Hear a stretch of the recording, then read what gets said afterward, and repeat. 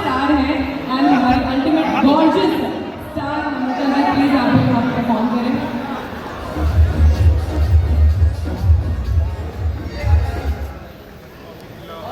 यार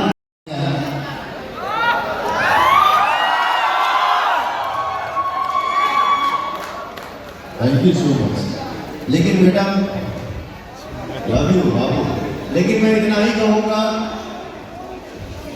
कि कोई भी हमारा भाई हो, हमारे भोजपुरी समाज से कोई भी हो,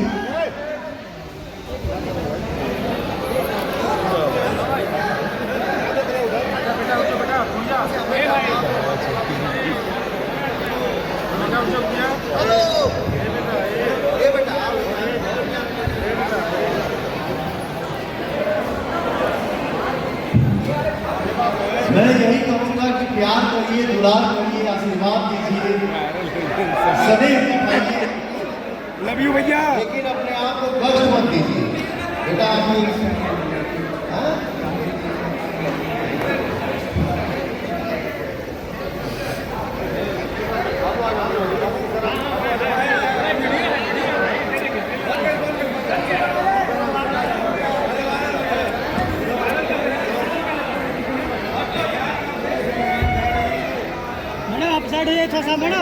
मैडम थोड़ा सा डाउन हो जाइए। मैडम आपको फेमस नहीं होता है, उन लोगों को फेमस होता है।